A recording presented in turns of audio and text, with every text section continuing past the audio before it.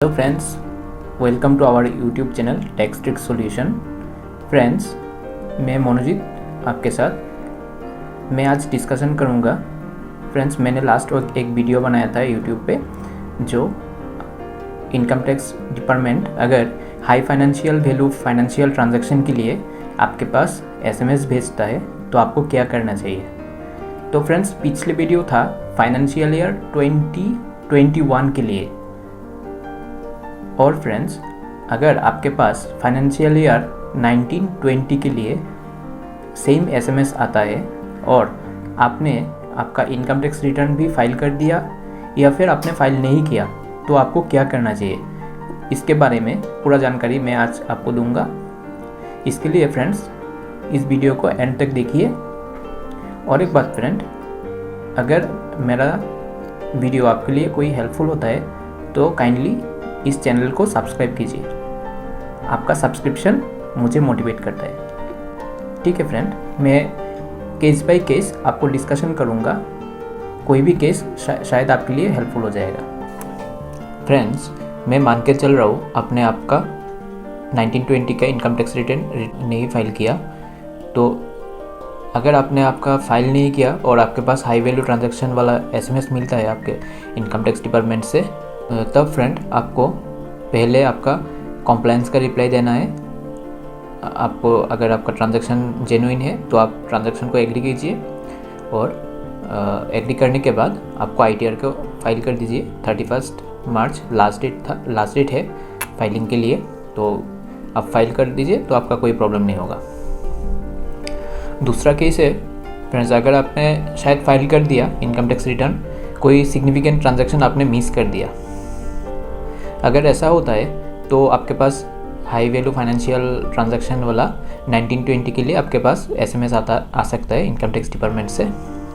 In that case आपको compliance में जाके, अगर ट्रांजैक्शन जेन्युइन है तो आपको एग्री करना है।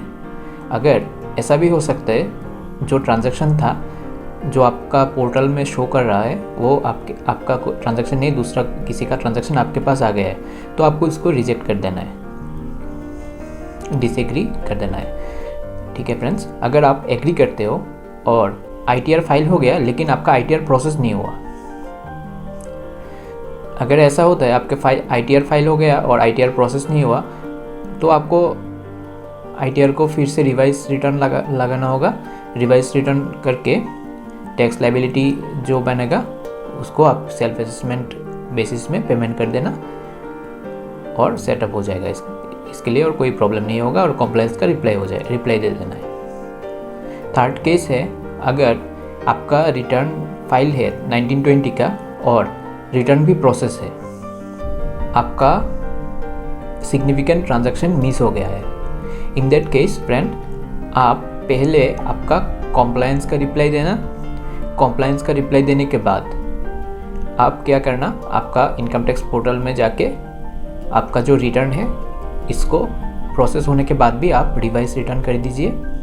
रिवाइज करने के बाद अगर आपका टैक्स लायबिलिटी बनता है, सेम प्रोसेस से आप टैक्स पेमेंट कर दीजिए असेसमेंट बेसिस में, और फाइनेंशियल ईयर सेम ही रहेगा 1920। मैं अभी लास्ट केस डिस्कशन कर रहा हूँ। देखिए फ्रेंड्स, ऐसा भी हो सकता है आपने इनकम टैक्स फाइल किया, आपका फाइल प्रोसेस भी हो गया और आपका रिफ़ंड था, रिफ़ंड भी आ गया, सिग्निफिकेंट ट्रांजैक्शन था, आपने रिपोर्ट करने में मिस कर दिया।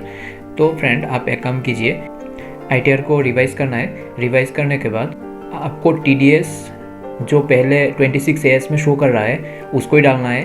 उसके बाद सेल्फ असेसमेंट बेसिस में आपने जो टैक्स पेमेंट किया है उसको डालना है, और उसके बाद आपको पूरा इनकम प्रॉपरली रिपोर्ट करके आपको इनकम टैक्स रिटर्न फाइल कर देना है। तो फ्रेंड, उसके बाद जब फाइल प्रोसेस में आएगा तो आपका ऑटोमेटिकली सेटअप हो जाएगा और आपके पास कोई नोटिस और इनकम टैक्स लायबिलिटी, इंटरेस्ट और पेनल्टी नहीं आएगा।